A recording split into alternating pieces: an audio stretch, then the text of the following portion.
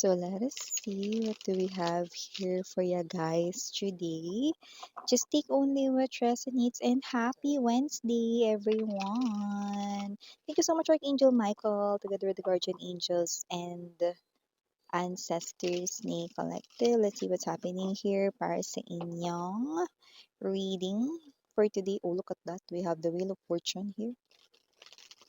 It looks like binigyan mo ng mga pagkakataon itong tao na 'to. Okay, yung iba I'm seeing twice, thrice already. Let us see, may pang-apat pa ba? Para sa iba sa inyo? O yung iba maaaring ito pa lamang ang second chance, iba naman third chance. Let me see what's happening here. Or maybe this person here ay mag-a-ask pa lang ng another opportunity or chance with you. Definitely a past person here you're dealing with. This person thinks a lot sa'yo. Okay? Laman ka ng isip niya rito. Parang hindi ko naman siya nakikitang ginugutom ang sarili niya, no? Foodie ba ito? Kasi parang baliktad pa nga eh. Parang stress eating siya. Let us see.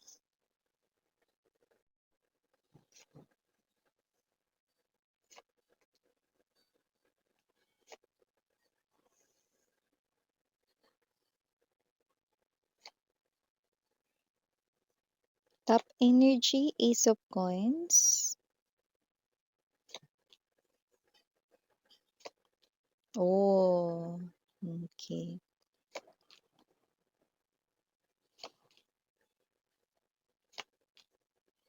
Okay. Mm-hmm. Nice.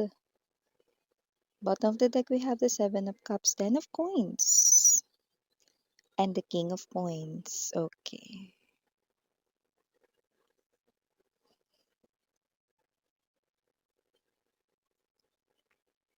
Yeah.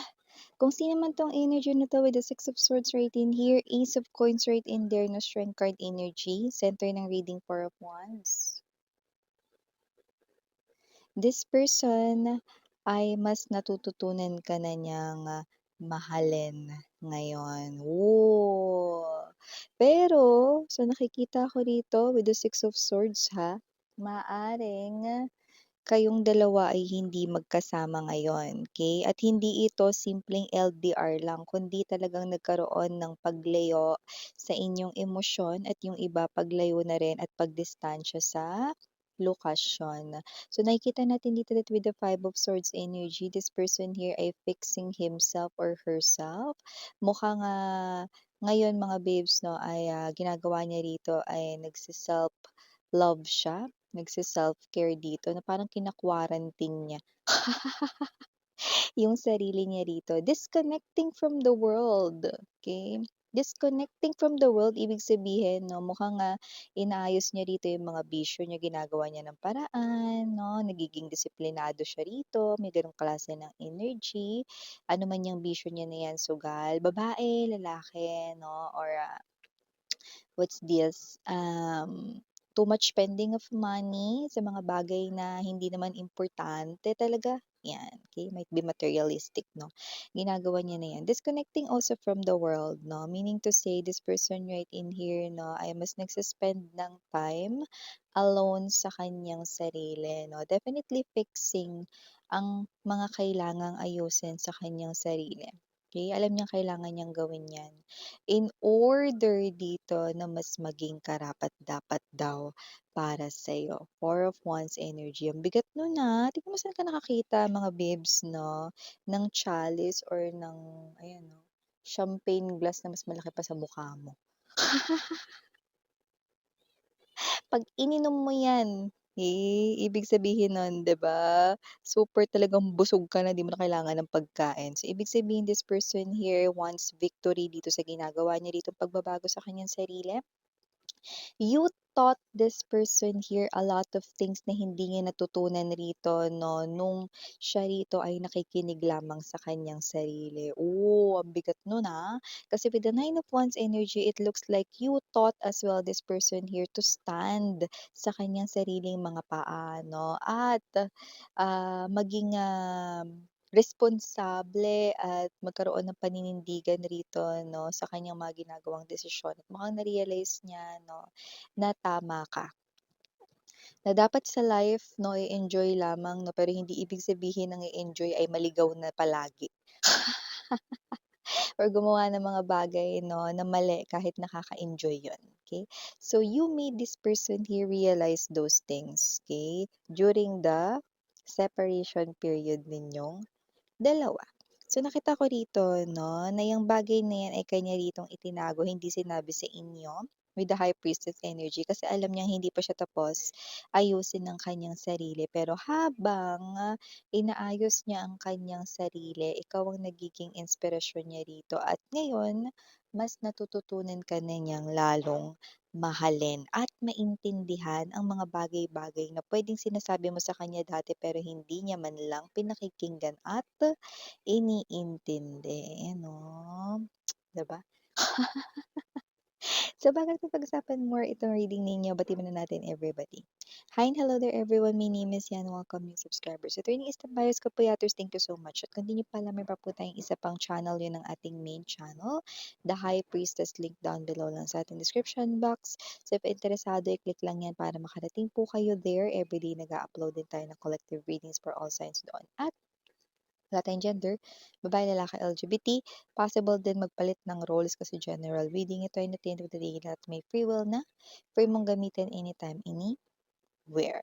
So here, nakikita ko, no, that this person, by the way, timeless tayo, pwede nangyari na sa iba nangyayari na sa iba mangyayari pa lang, kaya naman, just take only what you see. So with the strength card energy, okay? We have here the Scrabble. So, ibig sabihin, this person here ay cleaning up his or her life, his or herself, at nagsisimula siya sa kanyang sarili, no? So, I do see that this person here wants now na pangalagaan yung mga bagay na gusto niya rito talaga magstay sa life niya. So, I do see na inaayos niya rito, clearing things up, okay, para maging karapat-dapat siya sa'yo. At once na matapos siya dito, siya ay muling haharap sa'yo. Four of Swords energy, this person here could be taking time at maaring iniisip mo na wala na siyang pakialam sa'yo, hindi siya rito tumatawag, nagte-text, nagcha-chat kasi nakalimutan ka na niya, no? Hindi yun totoo. Kasi with the Ace of Pentacles energy, this person here wants this new beginning here, no? And with these gloves, look at that. Gusto niya ng ingatan ang inyo ritong samahan. Okay? So, nakita natin dito that this person here wants this, no? And taking this very seriously. Eight of Swords, never kang nawala sa isip niya. Seven of Pentacles energy, this person here investing more time alone para mabilis niya rito maayos ang sarili niya. Kasi alam naman natin na walang sa isang iglap ay nagbabago. Walang sa isang iglap ay kaya mong ayusin ang kahit na ano na puwedeng nakasanayan na rito lalo na kung ito ay vices, bisyo 'no at at hindi magandang mga gawain, right?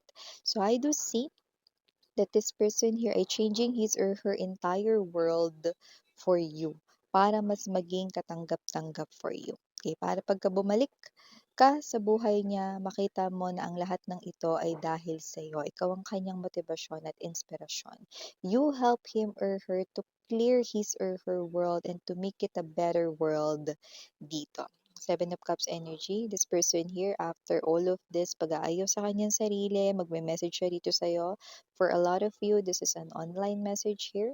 Okay, hindi dahil wala siyang load na pang-text or pantawag, kundi nakikita ko na karamihan sa inyo, na since alam naman natin, no, advance na ang atin rito ang teknolohiya, and of course, uso na ang Wi-Fi. So talaga namang may mobile data. Okay, may Wi-Fi, mobile data, no, online na ngayon. So, pwedeng i-chat niya kayo kahit ano naman yung gagamitin na social media platforms. Pwedeng Messenger, DM, no, Instagram, Telegram, Viber, email. Okay? So, kahit ano. I do see that this person right in here na with the Ten of Pentacles, no, really wants this very serious na buuhin ang inyo ditong samahan. magtayo ng pamilya kung wala pa kayong pamilya 'no, or kung meron na, buuhin muli ang inyong tahanan dito. King of Coins energy or the King of Pentacles is an indication that this person right in here now wants to have a solid foundation sa inyong koneksyon. Hindi na magpapatibag sa anumang uri ng temptasyon, mapababae man yan, mapalalaki 'no, or material na mga bagay sa mundo, bisyo man yan o kung ano, nakikita kong tatanggalin niya yan dito upang makipagtulungan sa pagbuo rito ng maayos na samahan sa inyong dalawa. Mahal ka niya at mukhang na-realize niya man ito ng huli. Nakita ko rito 'no, na itong tao na 'to ay, nagbabago dahil sa kung ano yung kanyang mga natutunan dito. Kasi may mga iba na kahit na alam mo yon 'no, pinaghahagupit na sila ni universe 'no, ng mga karma and all, ang tigas ng bungo. Pero ang person mo, after all of those 'no, mukhang dito siya hindi naman sa lumambot, pero mukhang dito siya nagsimulang tumino, 'yan. Dito niya naintindihan at nung naiintindihan niya hindi niya na nilabanan, hindi na siya nagpumiglas, talagang inaccept na lamang niya rito 'no, ang realidad na kailangan niyang magbago upang magkaroon ng pagbabago na naaayon sa gusto niyang maging kalabasan ng or kahinatnan ng kaniyang buhay ngayon. So, gano'n 'yun, 'di ba? If there's a will, there's a way, okey? Ibig sabihin 'no, sa um, ibang term, kung gusto may paraan, kung ayaw maraming dahilan, maraming excuses 'no? Yung iba matitigas ang bungo. Hindi nakikinig kay universe, patuloy ang kanila rito 'no, na struggles.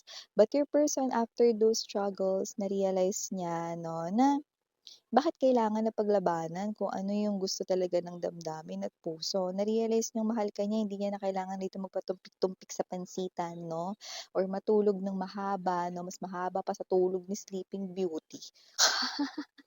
Kung nagising naman na siya, gagawin na ang paraan upang makabalik ng mas maaga, see?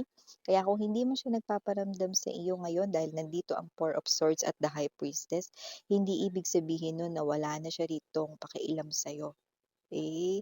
In fact, this person here 'no, ay mahal na mahal ka at mas natututunan ka niyang mahalin ngayon 'no, sa kanyang pag-iisa, yun. Babalik pa ito kaya wag kang mag-alala, 'yan. Nakikita ko rito 'no, na hindi mo man siya ngayon maramdaman, this person here ay gumagawa ng paraan upang muli kayo ritong magkaayos at hindi na magkahiwalay pa. Yun ang pangakong binitiwan dito, King of Pentacles energy, Ten of Pentacles. Yan. Ay naku, miss yan. Kilala ko yan bilang hindi yan tumutupad ng pangako. Naku, Mars. Kung sino man tong person mo na 'to 'no, dati yon. Nakita natin dito 'no, na sa kanyang mga natutunan 'no, malabong mangyari nasaktan ka ulit nitong tao na 'to, okey? Hindi siya kagaya na ng ibang mga matitigas ang bungo diyan, 'di ba? So, kung sino man 'tong energy na 'to, this person right in here, magugulat ka kasi yung mga pagbabago na yan ay makikita mo rin sa kanyang pamumuhay.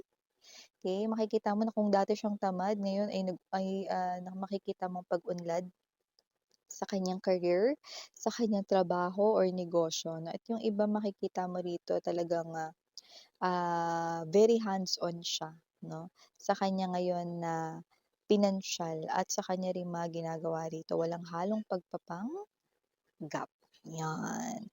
Oh, initials na tayo, we have here capital letter E, capital letter G, capital letter L, capital letter Q, capital letter C. Oh, baka may nakatala diyan sa QC, just take only what resonates, okay? But maybe baka initial niyo 'yan, QC 'no, might be first letters ng name, that's what I'm picking up. So just take only what resonates, okay? Someone's name could be Queenie, okay? Just take only what resonates, okay? Capital letters pa natin dito, we have pa, letter N, D, E, and last but not the least, S. For small letters naman, we have I, K, O, G, D, and last but not the least, M. So, ito yung mga nakuha nating mensahe para sa'yo. Mahalaga na Miriana ani pwede na pwede ba sa love and light itra. 안녕.